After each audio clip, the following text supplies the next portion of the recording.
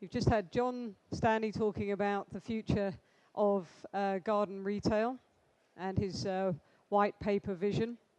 Later this afternoon, you've got New Leaf talking about sustainable sourcing.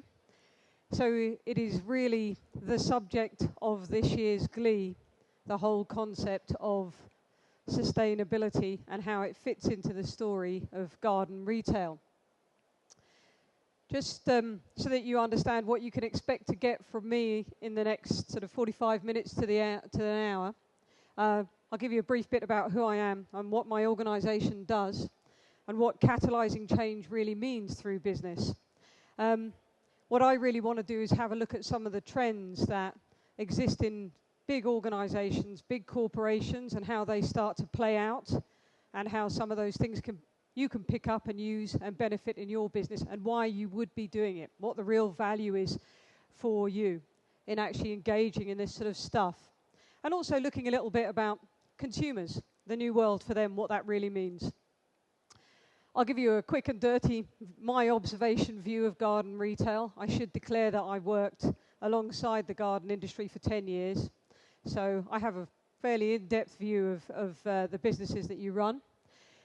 And ultimately, what really the future is for a sustainable growing business, what it really means and what it really looks like. Because I don't think that it looks like a lot of the businesses that we have today, if I declare that up front. So just starting with me, the easy bit, who I am. I'm not the pearl in the shell. That's not the suggestion here. The suggestion is that actually I'm one of the pieces of grit that helps get you there. About 15 years ago, my life completely changed. I was a master's student at the time, and I was doing a master's on sustainable resource management, focusing on fisheries, on marine fisheries. And like a good master's student, I was sitting reading The New Scientist, and I saw this article that Unilever, so you know Unilever, they have 1 in 4 products in everybody's homes, whether it be Dove or Lifebuoy, or whether it be one of their detergents, even Calvin Klein, Bird's Eye they used to own, Wall's ice cream, the lot. And I read that they were going into partnership with WWF, the Worldwide Fund for Nature. Now these days, that's kind of old hat, but 15 years ago, it was very, very new. They were the first really to do it on a grand scale. So I, with my brave knickers on that morning, thought, right, well, I'll write to the director of Unilever's Innovation Centre and I'll tell her what I could do for her. So I wrote her a letter saying that I would come along and I'd help her with this brand new groundbreaking program that they were doing. And I didn't think that she'd actually take me up on the offer. But I got a phone call a couple of days later saying, come in, present, tell me what you think you can do. So I was younger and slightly more confident and certainly more foolish then, so I walked in the room and found myself in front of the chairman and her. And I had to give a presentation. So I figured I got nothing to lose, so I gave it everything I could, and I found myself about a week later being offered the job of International's Projects Manager to run this new transformational program, which fundamentally changed my life. But actually, if you look at where business is today, it also changed what business does. And it was part of a whole raft of different transformational programs that I ended up involved in and that business has been involved in that gets us to the place where we are today, where what I'm saying to you and obviously others in the industry are also saying, you need to think about how you can really engage your business in this. So I've been a bit subversive by nature. I always find myself swimming against the tide. Being counterculture, as they refer to it, and it's dead handy, especially in big organisations. When you walk into a Unilever and you're not a Unilever man or woman, it has many of its advantages. You're not embedded in the culture the same way as they are. And I don't know, you'll all know the phrase, birds of a feather flock together. If anybody hadn't seen it or had time, there's a book out by a woman called Margaret Heffernan, and it's called Willful Blindness. It's a very interesting book. The title of the book is Willful Blindness, Why we Ignore the Obvious at Our Peril. But actually it's a very, very interesting book, because what it does is it talks about all the things that we naturally do, that we naturally choose to ignore things that don't suit us, why we flock together. An interesting example of that, if you test it with yourself, if you're sitting on your own in a room and the fire alarm goes off, you'll almost certainly get up, walk out and investigate what that is. If you're sitting in a room and a fire alarm goes off and there's 6 other people in the room with you, you won't move. You'll look around and see what they do. And then if they move, you'll move. So the birds of a feather concept and the fact that we do flock together, we don't necessarily challenge ourselves. We don't necessarily change what we do because we surround ourselves with like minds and things that work for us is interesting to me. And it's interesting to me in my experience of the garden retail industry. In 10 years, through different things that I was involved in, I was at GLE or I was at the Garden Centre Association or the HGA conference. And it was a little bit like a goldfish bowl sometimes. We did all sort of go around telling each other the same thing and talking about the same trends and pretty well doing the same thing. There certainly wasn't radical change. There wasn't even big, substantial change. There was slow, gradual change at best. And what I'd like to say this morning is I think the world that we're living in now, the signs and the signals that we're seeing suggest that we need to change a hell of a lot quicker and we need to be more transformational about it. My organisation is a company called Corporate Culture. It's been going for 25 years. It's famous for 2 things within the business.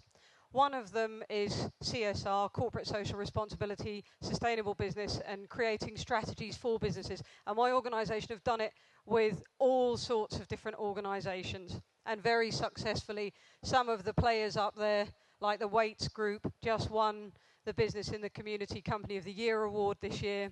We wrote their very first strategy and helped them develop on from there. Love Every Drop just won the Business in the Community Regional Company of the Year award. I personally wrote their transformational program last year and implemented it with the board. So sustainable business is what my company does. But it does another thing too, which is quite exciting in my view and unusual. It also does a thing called social marketing. Does anybody have any idea what it is? Any clue at all? What's social marketing?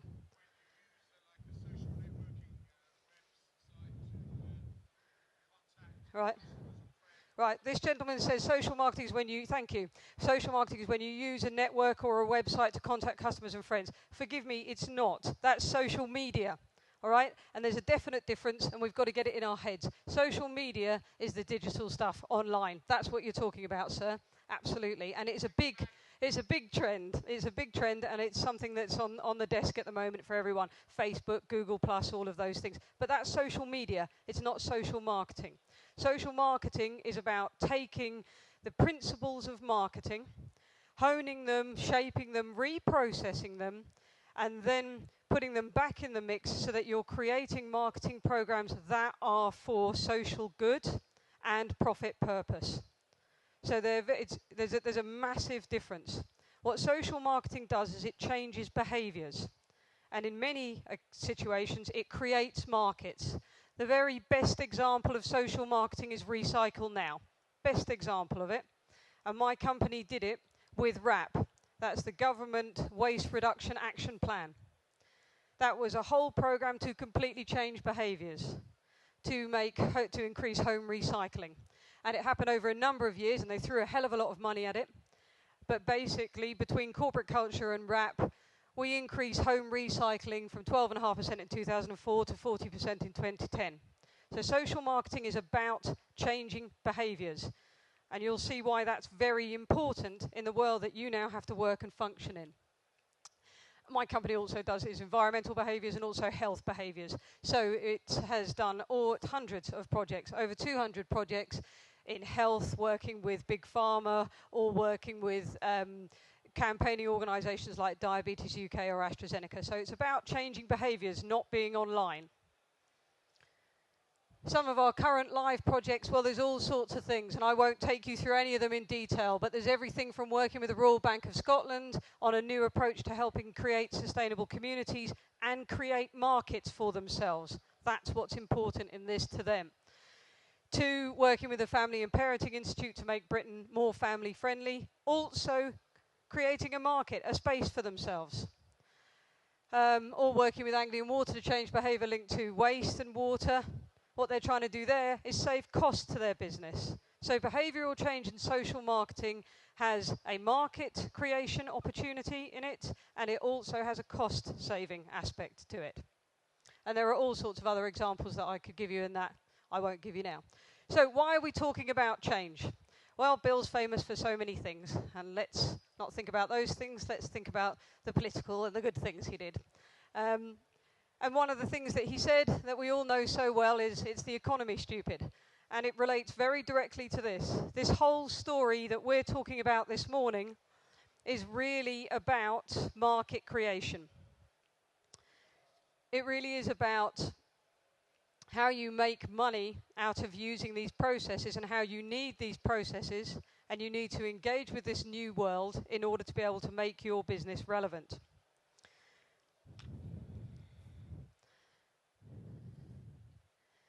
So the story really for us this morning, it's a story of how the world we live in is changing, of how consumer behavior is changing, and how this is impacting on business thinking.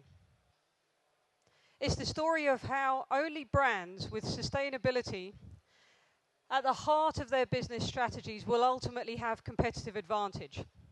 And how if you look at some of the really big players, how if you look at the Unilevers and the P&Gs, the people who understand and know brands, this is something that they are putting at the heart of their business strategy. It's not a nice add-on bit at the side.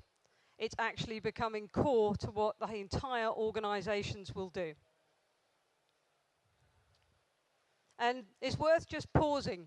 This guy, Jeff Immelt, the chairman and CEO of General Electric Company, he became Prince Charles's ambassador for sustainability this year.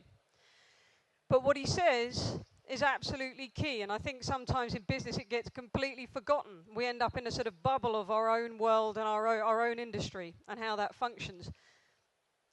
When he says the most important thing I've learned since becoming a CEO was context, and how his business fits into the world and how it responds to it, he was really indicating the shift that business is making. Big business is making, and smaller businesses will follow. And it's worth bearing in mind the global context, because it really does impact on us. Let's not imagine that it doesn't. Even though we might hear something like demand for water will increase by 15% by 2030, and these are very, very conservative figures. I mean, you get the way out figures, and I've deliberately chosen the conservative figures for you. And we can say to ourselves, that doesn't matter. The flooding, it's in Bangladesh. The drought is in Sudan. Well, when I work with East Anglia, the drought's there too. And the reality is that's the driest, flattest, fastest growing region of the UK, and climate change and growth really matters to how they do business and everybody else who are businesses in that area. When I was working with them, PepsiCo came to me and said, should we continue to invest in those farms in Suffolk who supply our apples for Capello apple juice, because we don't know if we've got a future because of the water issues. So anyone who imagines global context doesn't matter locally is completely incorrect. It does in so many different ways. And one of the most important things is that business increasingly hold the levers of change. So today, 43 of the world's largest economic entities are companies. And I'm sure none of them are sitting here. But those companies have an impact on the same customers' lives as you guys are dealing with. And it affects what they are doing, affects the expectation of what your customers have and what you are doing, whether you like it or not. Because customer service is pretty well a flat playing field. And getting people in the business, into the building, and driving footfall and driving sales, what the Unilevers and the P&Gs are doing with their business matters to what you are doing with your business, because it matters, it creates, there is customer expectation there. So let's just think about consumers today and customer expectation just for a second. Well, even though we're all here from a business perspective, the reality is we all know how most of this feels. The average British household, 160 quid a month worse off according to Asda, and that was just a couple of months ago, so I imagine it's got even worse since then. 1 in 5 young people unemployed, and it isn't looking good going forward. Water bills will rise when we get this demand on increase in order to be able to ensure resilience. Energy bills are going to go up. The energy story is horrible. I have two major energy clients, British Gas and E.ON, do a lot of work on the future, how they cope with price, how they're going to cope with being allowed to function in that marketplace in the eyes of consumers. They have some major challenges. Those challenges will matter to you because it affects the pockets of the people that you want to get spending on your products. It all squeezes the leisure pound. It all impacts on who's coming through your door and how they feel and what more you need to do for them. So we don't need to keep going through that. We know how horrible it is. We also know that consumer confidence is low. Consumers believe that their financial situation has worsened over the last 12 months, and I'm pretty sure that most of us would feel that. And they only expect limited improvements. I find that hard to believe, actually, even though it was the consumer confidence barometer. I think that actually what we're seeing is people having no confidence in growth. Out of that, what's interesting to me is that we see three consumer megatrends occurring. One of them is the end of the age of abundance. We're out of abundance, we're into austerity. We know it, and people know it too. Global citizenship. Well, that's kind of part of the social media story in a way. 86% of global consumers, that's looking at 15 countries, believe that businesses need to place at least equal weight on society's interests as on the business interests. That's a huge expectation. And these figures come from the Edelman Good Purpose barometer. So they're very substantial. It's a trend barometer. You can find it online. It's been running for 10 years. It's very substantial. The other bit that's really interesting is the rise of the citizen consumer. You know, we saw people come out in sympathy for the people who suffered on the coastline from Deep Horizon when BP had their failure. We saw Facebook be the cause of driving forward the Arab Spring. Before that, we saw texting and online work help get Obama into the White House. Let's not underestimate, A, what social media can do, and B, what being a citizen consumer actually means with people starting to engage much more with issues. And citizens unite for or against. So you have the horror stories of companies being brought down or slowed in their growth path like Dell, when you have a citizen online deciding to say something about what they do. Or you have positive things like Gap being branding and rebranding online because citizens have got involved in the dialogue. So in this bleak retail environment, consumers have the power to choose. And they know that they're in control. And that starts to change your relationship with them, what you need to do with them, how you need to work with them. Does garden retail really, really look like what it looks like today in order to have a future? I seriously question that. And it was an industry that when I worked with it for 10 years, I conceived a real love of because the people were so solid. It was such a nice industry to work in. And it's such a fantastic product at the heart of it, plants. So for me, I do feel very passionate that you have a future. But I couldn't be more serious in talking about what change really means in our society, what these trends are saying, what big companies are doing, how consumers are feeling, how it will matter to you, how we have to think about how we go forward, and how there is massive opportunity in it for you in all the best ways. You are better positioned, much better positioned than most industries, and it's a leisure industry. It's bizarre, but because of your product, because of how you're positioned locally, there is opportunity there, and I'll explain why. But let's just think what it means for business generally, okay? Business provides the life support for nations. That's what it does. Food, drink, water, transport, road, medicine, energy. Business provides the lot. Plants. I think plants sit right at the center of it, or at least they should. But the reality is, when you think about the trends, when you think about the fact that we live in a world of resource constraint, and it will be increasingly so, that we live in a world where population will continue to grow, and we live in a world that is currently facing austerity and there isn't much opportunity for change. In order to be able to have long-term success tomorrow, business needs to be helping customers act today.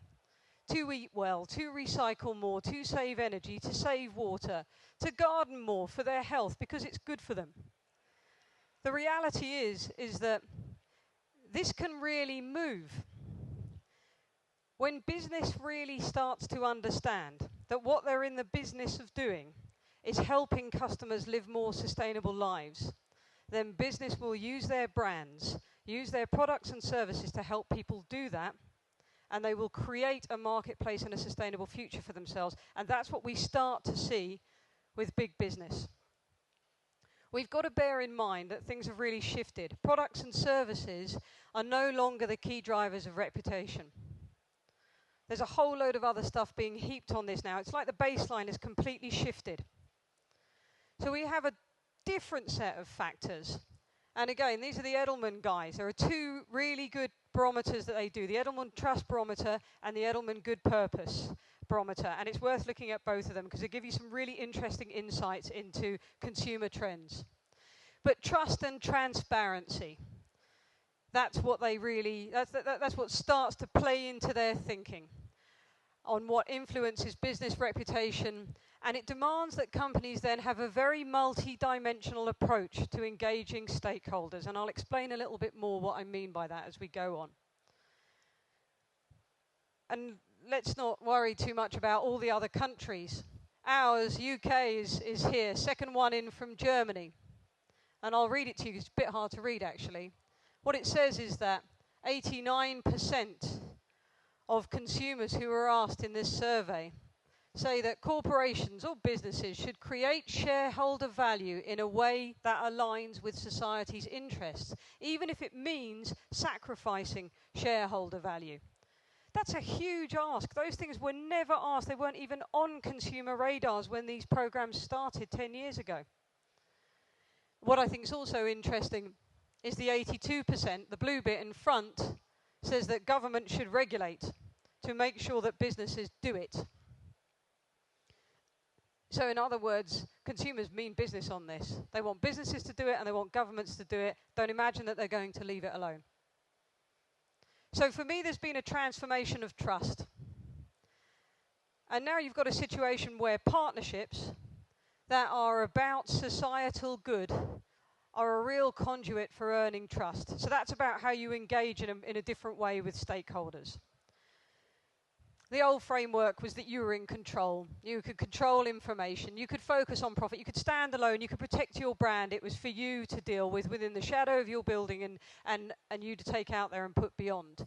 The new trust architecture is different. It's about transparency. It's about engaging with people much more proactively, and you have loads of opportunity to do that. And ultimately, it's about profit with a purpose. You'll have heard something about shared value. I'm sure John will have talked about shared value. These guys got everybody talking. Porter and Kramer at Harvard Business School in, I think it was February 2010, they turned around and they started to talk about companies taking the lead in bringing business and society back together. And then they talk about this principle of shared value. And the definition of it is creating economic value in a way that also creates value for society. It's actually pretty old-fashioned. It's actually where business really came from, I think. It's where business first developed, certainly where the Victorians were ever going. So in some ways, not really rocket science. But it did really started to get people thinking. And I'm with them on this. It's not social responsibility. It's not philanthropy. Actually, to be honest, it's not even sustainability. It's certainly not about the environment. It's definitely not altruistic. I don't think it's any of those things. It's about people and the future of society and whether you want a place in it as a business. And I don't think it's any more complicated than that. Actually, I think the worst thing you can do is label any of this green, because it isn't green. It's not what we're talking about. And a lot of businesses are starting to take the view, and we'll have a look at a couple of quick case studies with Unilever and M&S, but they're starting to take the view that you need to be making it easy for customers to act. Paul Pullman's the chief executive of Unilever. Really interesting guy. Unilever started this story 15 years ago when I began with them and worked on their two biggest transformational projects. One of them was fish, one of them was agriculture. Major issues for raw sourcing for them and supply. What's interesting is that this guy knows about brands, knows how to market stuff. That's the bit they really get. And what he's saying is brands that genuinely show consumers that they're helping them to reduce their impact, live their lives more sustainably, are the ones that have a future. And it isn't nice, soft stuff. It isn't reputation. That helps. But actually, these are hard measures of growth. There is market in it for them. So what business is sort of how this affects business really for me is summarized very clearly by the World Business Council for Sustainable Development. That's 200 major companies from around the world coming together. These are not small fry. They are not thinking about this. They dedicate a lot of time to the WBCSD. And what's interesting for me is a few years ago it would have stopped at anticipate trends, full stop. It certainly wouldn't have gone along to say and align profitable business adventures with the needs of society. But even they came out and said it earlier this year. So how is business actually responding? Who's doing what? Many are already acting. Porter and Kramer named a few. And they're the hard-nosed ones. The Googles, the Johnson & Johnsons, Nestle's. These are the ones that you wouldn't expect to be seeing doing this stuff and who have really built a reputation on it.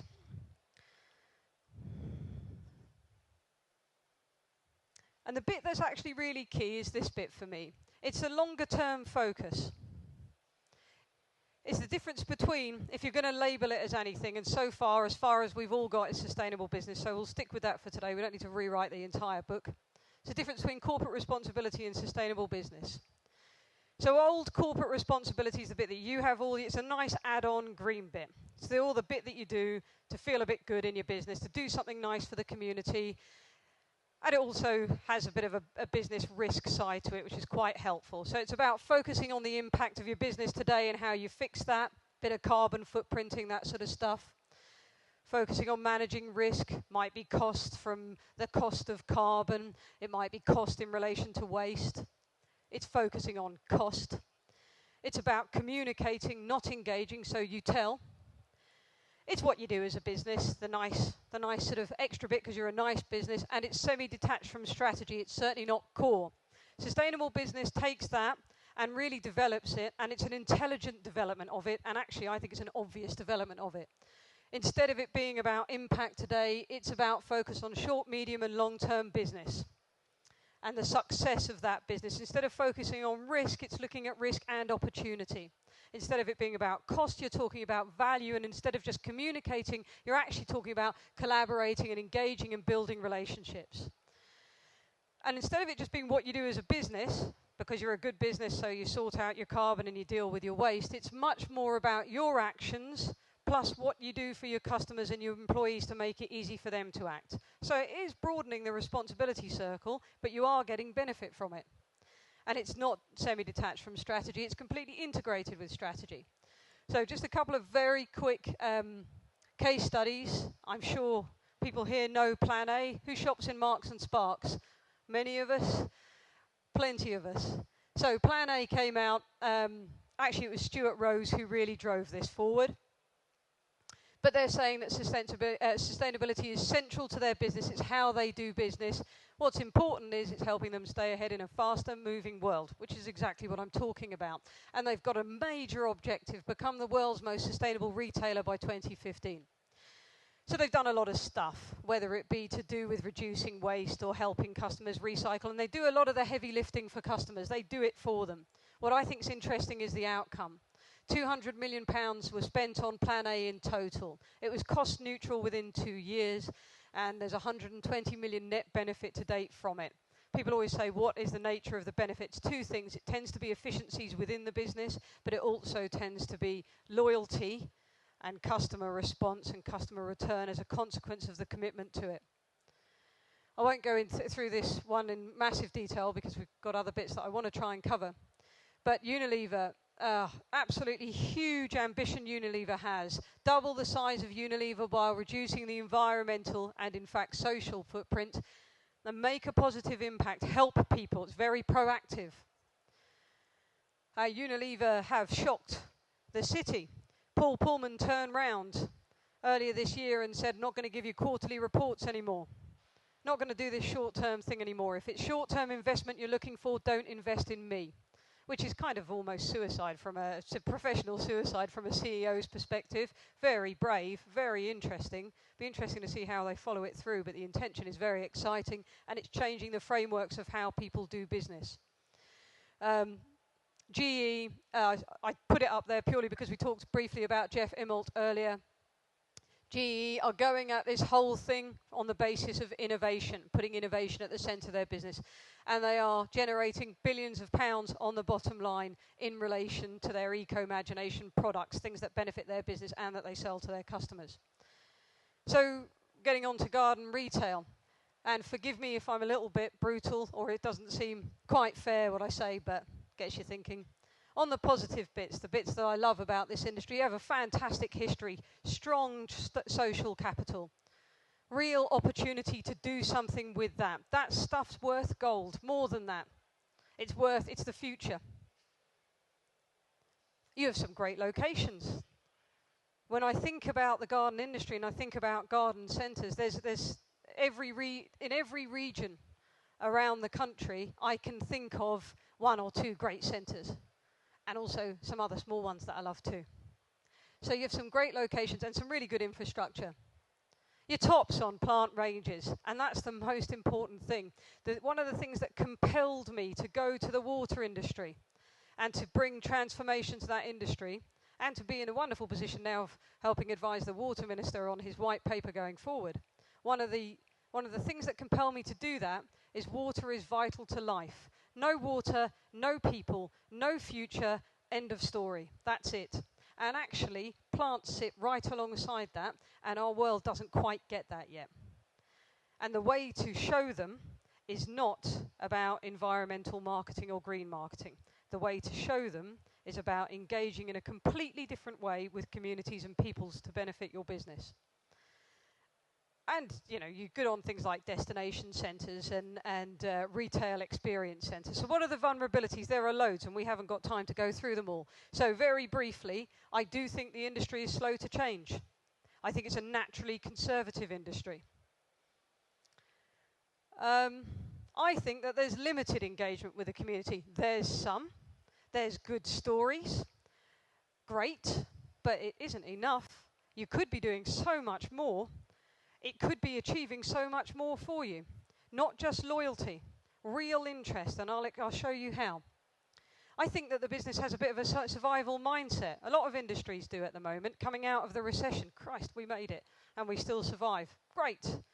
But actually, what is it? Intel says that a bad business fails in a recession, a good business survives a recession, and a great business flies in a recession.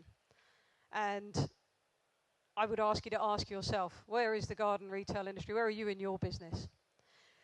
It definitely does not set the agenda. There is not thought leadership coming out of this industry. Absolutely not. I don't see any think tanks. I don't see anyone talking about really what plants and green space can really do for people's lives, about how it engages with communities. None of that dialogue is out there at all. You get the odd bit. But it's certainly not cutting edge. It certainly isn't anywhere near. And of course there's buyouts, takeovers, new competition, costs, and the weather. So there are plenty of vulnerabilities and threats. But the point is that, you know, you can change, you have done. You've gone from nurseries to garden centres, you've gone from destination centres and experience retail. You have come a long way. My challenge is the need to go further. Given the context that we've been talking about, where do you go from here? And there are tools, things that can help make a start. I think they're only a start, mind. You know, I was asked to come here and speak as part of the Colour Your Life programme. So Colour Your Life online hub, great concept about engaging with consumers, about making gardening live beyond it just being plants. Starts off with point of sale. That's the beginning. It's somewhere sort of down there on the list, in my opinion, but it's a toehold. It's something to get you thinking about what you really should be talking to your customers about, what you really should be doing beyond there. So have a look at it. There's a fantastic website, has movies online, it has a consumer hub, it has things that are starting to get consumers and the public thinking about what plants are really for and what they can really do with their lives. And there's stuff for you to put in your centres, there's stuff for you to start engaging with people. Good, that's a start. But I think there's an absolute world of opportunity out there, because the world is really changing. The mindset, the structure of our society is the third sector that does voluntary initiatives for public good. That's your bit.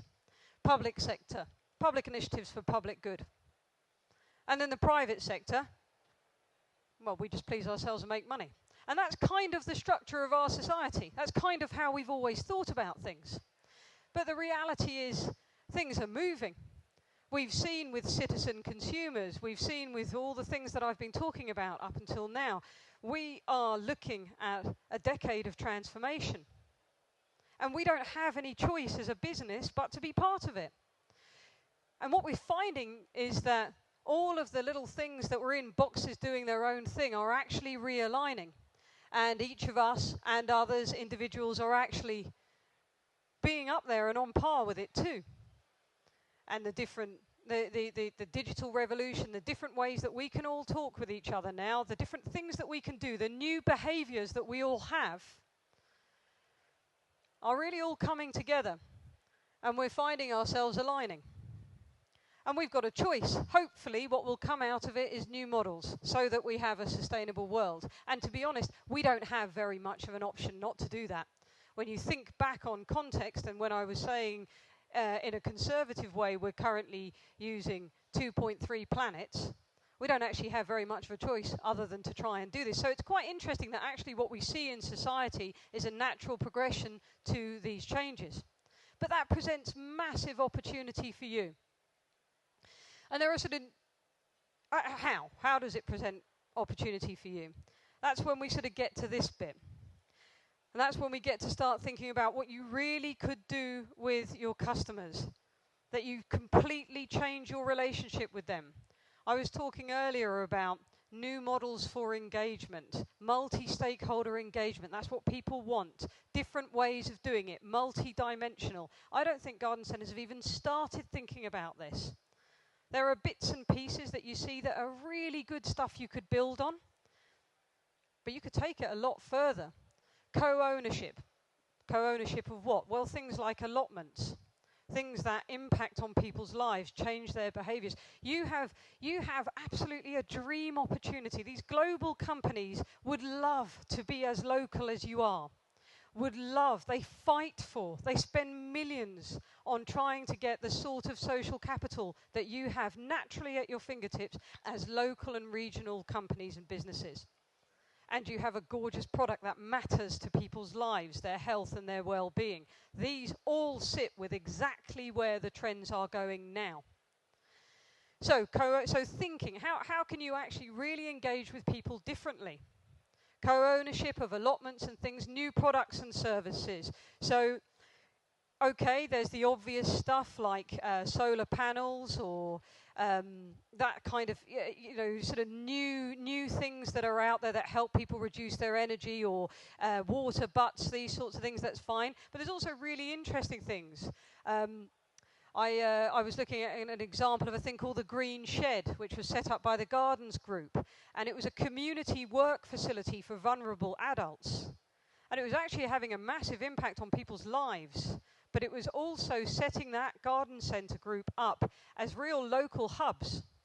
I've had major pub chains come to me in the last year. And what they'd like to do is set the pub up as a hub, as a community hub. I think about 4 or 5 years ago, Tim Smith was writing in Horticulture Week, and he was talking about garden centres being the community centre of the future. And at that point, he was talking about garden centres doing stuff like recycling. Well, I think that that's a start, but actually I think what we're talking about is whole new models for collaborative engagement, for you to really get the community into your business and get it into their lives. And I'll show you why actually there's real value. Just a couple of other examples. Community transformation. Can you co-invest in green space with your local community? Community applications, we'll talk about this in a minute, this is really important. Can you give space or expertise for a community to prepare things like applications to the Big Lottery Fund, who are doing so much through different programs like People Powered Change? Transformational philanthropy. So at the moment I'm working with major high street banks who want to help change people's behaviours, transform their behaviours so that they know how to manage their money better and invest in communities to do that. So for garden retailers, what does it look like? Is it about growing your own food? Is it helping people create different fuels through what they grow? I think that we haven't even thought about it. Capacity building. They always say teach a man to fish as opposed to buying him a fish. It's the same with gardening, the whole teaching concept. Community outreach, you do some of this stuff, inviting scouts to the WI on site. Okay, how do we build on that? How do we become a bit more radical? For me, the big question for business is what is our preferred future operating environment and what do we need to bring it to life? If you just got off the bus tomorrow, you know, or the boat, you just got off and you had to start a business, would it really look like the business that you've got today? Thinking about all that you heard John talk about this morning, if you sat through what John was saying with his white paper, thinking about the sort of thing that I'm talking about now, would it really look like the sort of businesses that we have right now? This whole concept of brick and click, this whole concept of engaging with social media. Okay, that's interesting, but what's in the brick? I'm not sure that it's rows of plants and rows of pots and chimeneas. I'm not sure that that's actually what we're talking about. I think that you need to think about how to build room for garden retail to grow. And for me, I don't know if you can see it there, but actually the garden retail should be in a circle on its own. Its core, it's about driving community and customer action, which helps them live more sustainable lives, and it's all part of your business strategy. There's a massive opportunity for you to become catalysts for change in your communities. And just think about the people who run our lives, the coalition, God bless them, localism, the big society. These are the things that matter to them. Steve Hilton, the man who is the Prime Minister's strategist, who whispers in his ear every day, started a business called Good Business in 1992 and wrote a book about it too. All of the things that I'm talking about here are the things that matter to that whole sector of the coalition that is driving this big society and the localism story. And it doesn't matter whether you love it. It doesn't matter whether you think it's a right load of old crap and that the big society is nonsense or it doesn't make any difference. What matters is that it is being driven, it is starting to exist in our society, and there is market creation opportunity for you in order to be able to shape your business for the future. That's the bit that matters. The rest of it doesn't. And when I sort of think about imagining if you're a garden centre and you were sort of innovating for the future, I was trying to kind of draw a picture of it. And what you're really trying to do is you want to be a company that has sustainable growth in a sustainable marketplace. That's what you're really after. You need communities that are sustainable because if they're not, your income goes. So the link in trying to help people change their behaviours and engage in those opportunities is an important part of your future. You want employees, you want sustainable talent, you want them to stay with you, you want them to like what you're doing. My business has a whole department which is about employee engagement. And we've just spent the last year sponsoring a really interesting master's that was done at Warwick Business School, and it's called social identity. What it's about is how you get more out of your employees and for your employees through what your business strategy really is. And of course, ultimately, you want customers who have sustainable behaviours, who are going to be able to come back for products time and time again. So, some of this comes easily to you. I definitely am not claiming that you're not doing some of it, because you are. And when I was involved with the industry, I had the pleasure of working on all sorts of interesting things. The GCA sponsored the Colour Your Life Green Community Award. events, do some fantastic stuff. As an example, the Gardens Group, I wish I could remember all the names now. It's a couple of years since I've been any part of the story. But there are key tenets here: recycling, water efficiency, healthy living, social responsibility, trading fairly and ethically. These are all the things. We get that. We all get that. That's not what I'm talking about. That's just the basis of it. What I'm talking about is how you get really beyond that.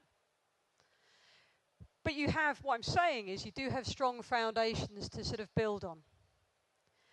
You do some great stuff. Some of the things that I'm talking about in relation to co-ownership or working with schools, there are examples out there of you doing it. That's fantastic. And the award, the Colour Your Life award, if you're not engaging with it, do. Why not be rewarded for what you're doing? And it helps guide you through a bit of a process, and it's a good start. Like Colour Your Life, it's a good start. But the question is, we need to find the imagination to go beyond that. And you've got other bits, things like farmers markets. These are all good things. But for me, it's how do you get to the bigger bit? There's other stuff out there. There's things like the Eden Project, the Big Lunch. They got 1 million people together to in neighbourhoods, and it's about creating healthy neighbourhoods. It's about getting people to engage with each other, like each other, talk to each other in a way that we don't now. It's really soft-sounding stuff. It's really important if you want a sustainable community around you who's going to come and use your business. It might be that some garden centres engaged a bit with this, but how many? And what more could you have done with it? How proactive could you get with it? How far can you take it? I love taking things and saying, how do you take it to the totally radical extreme? Does that do something interesting for your business? It often does. And you get people coming together. And if you're part of that story in a very proactive way, you're part of what they're talking about. And there's loads of other stuff that take you up the next tier from talking to your customers about Colour Your Life or engaging with the award. There's also stuff like the Garden Birdwatch, which of course benefits your products on wild bird care anyway. But there's the Big Tree Plant, sponsored by the government. They want to plant 1 million trees by 2015. Real opportunity for you. There's things like the Trees for Cities Treeathon. Again, all opportunities for you to be engaging with. You could be the first place people come to find out, to gather, and to act. And that's not what you are at the moment. And ACT is absolutely key in this. And this is kind of the key bit for me. If you were to become a local community hub for action on sustainability, then there's so much that you can do. Just look at this example from Ballard and just walk it through and think about your centres, okay? The story I'm going to tell you about people-powered change in Ballard in Seattle is based around a neighbourhood matching fund. So it's Seattle City. They were willing to give money in order to support community improvement projects. So they would give money if you as a community provided labour and volunteering. You wouldn't think it could go that far, would you? Now, Ballard's an area in Seattle, west coast of the States. It has the least number of street trees and the least number of parks of all places in Seattle. But it did have a woman called Travilla Gowan, and she loves trees. Totally passionate about them, and she wanted them where she lived. So, she put notices in the local church bulletin. She put notices in the Ballard Tribune. She went to the corner shop and she asked people to get involved. She asked people to pledge their time and energy to plant street trees around Ballard. And she didn't get enough answers. So she went and knocked on doors and she talked people into it. And then what she did was she got people to sign the pledges. And anyone who does anything with communities knows what bloody hard work that is. And nowhere in this story am I able to say that a garden centre was involved. Okay? And that's the kind of shame of it when you think of the opportunity in it. Because she got people to sign pledges that they would plant the trees in the neighbourhood, and then she sent the pledges off to the neighbourhood fund application, and eventually, one day, 1,080 trees turned up, and she got everyone out to plant them. 1,000 people came out that day, and she did it. And they felt empowered. And they said, look what we can do. This is pretty cool, actually. But then they looked around their neighbourhood and they said, so we have street trees, but we don't actually have parks. So they looked around the neighbourhood for space for a park, and they couldn't find much. finally, they found an old nursery. It was right next to the business district. It was a safety issue. Kids played in it. It was a bankrupt and derelict site. So they went to the city government, and through their people power, they talked the city government into buying it. And the city government said, well, we'll buy it, but we can't afford to turn it into a park for you. So the community said, well, that's all right, you buy it. We'll find a way of turning it into a park. So that's what they did. They had a local landscape architect volunteer and help design it. And they created a thing called Baker Park. And this is absolutely the case. And it was all volunteer-led. And as it was an old nursery, it had some very nice trees. This is planting that they did as a community. One of the trees was a dead tree, and there was a Native American who wanted to do something with it, so they created this totem pole with this idea of this frog, the nature coming back to the city. So nice concept. And it's infectious. In fact, around Seattle, there are 85 community gardens and 7,000 urban gardeners. The most recent park that the community did in Ballard was a site of an old house. So they created cement furniture within the park. But they've done stuff like created skate parks, and they've improved estuaries. They've done all sorts of things. Ultimately, they felt, well, we've made our neighbourhood a much better place to be, and it's a lovely story. It makes the hairs stand up on the back of my neck, and I love it. It makes me proud to be a person when I think we can do that stuff. But they also, I suppose it was being American, they thought, well, we've done good stuff for the neighbourhood. What can we do for the world? So they created a thing called Sustainable Ballard. It's an all-volunteer body, has events every year, and it helps people with all sorts of stuff. Carbon footprint, their water use, changing their behaviours. But I would ask you to think of one thing, just one thing. Next time, sometime today, when you sit down and have a cup of coffee, and you think, my God, I sat through that long seminar, what did I get out of it? Ask yourself this. Imagine if you could grow a Trevilla Gowan. Imagine if you could have one of those in your area. Imagine if you could help them hook up with the big lottery fund who do people-powered change, who are using this example to try to get people engaged, or government-backed planting or any of that sort of stuff. Imagine if you could grow a Trevilla Gowan. That's what multi-stakeholder engagement, multi-dimensional engagement is really about. It's not just about having the schools in. It's much more than that. And you have the opportunity to be catalyst for change in your community at a time when this society is begging for it, from the top down.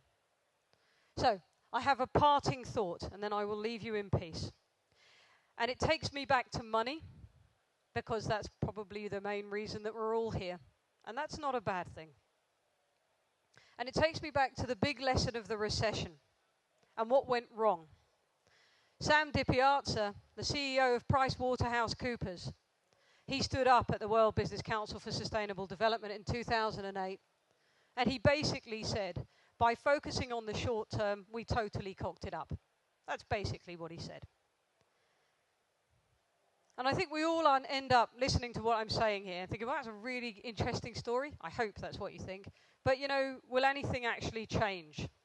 Will things ever really change? Because actually we're talking about whole framework change in our society, social or economic. But I think the signs are that change is happening, that this is this decade of transformation. I don't think we actually have any choice because of austerity, because of resource constraint, because of population growth. Those things in concert are having an impact. But you actually have an opportunity because of your business, because of your product, because of where you're placed. Because of the social capital that you have right now in your back pocket, you can take your centre and you could put it in the middle of that transformation. You could be a real catalyst for change, and there's a market for it. And the reason why there's a market for it is because the flip side of unsustainable business is sustainable business. The fact of the matter is, this influential man was wrong. When Milton Friedman basically turned around and said that the sole responsibility of business is to make as much money for their stockholders, their shareholders as possible, it was pretty bloody naive. And it certainly was naive in a world, in the sort of context that we're functioning in. But these men are actually right. And they are men that impact on customers' lives who are coming into your centres all the time. Whether it was John Chambers, who's talking about an inflection point. Sorry, I shot past him. And he's talking about opportunity to help. Make no bones about it, the opportunity to help is because of market creation. That's what he has to do in his job. But it aligns. It dovetails back to Jeff Immelt. Long-term commercial success and social progress are joined at the hip. He says we're going to solve tough global problems or local social problems and make money doing it. And we won't go into the detail of Sam Palmisano, IBM, but you only need to look at their share value and the rise in their share value over the last 10 years, and you see what Sam's talking about. They've gone from bacon slicers to smart cities. That's what their International Business Machines does now. And finally, back to Paul Pullman and Unilever. He talks about a commercial imperative. So even if you absolutely don't agree with me, and I would accept that, if you don't believe that there is a social imperative, then there's a commercial imperative. If your moral compass isn't enough to trigger action, then self-interest should. And you've got someone talking this afternoon about sustainable sourcing, and that's really where what Paul's saying starts to come into play. I think the whole story comes to quite an interesting point when you look at what Maynard Keynes said. And Maynard Keynes has said a lot, and economists talk about him all the time. But what he's actually saying in this really long quote is this. He's simply saying, we've done all that we've done in order to up the baseline. But when the baseline of our lives and our expectation changes, what we want changes with it too. And having got to a certain point now, people are asking for more, and business will need to turn around and respond to that. That's what he's saying. So what I'm saying is that there comes a time for game changing, for thinking big, and for being bold. And in my view, the time's now, and the opportunity is yours to take to engage with it. Thank you very much.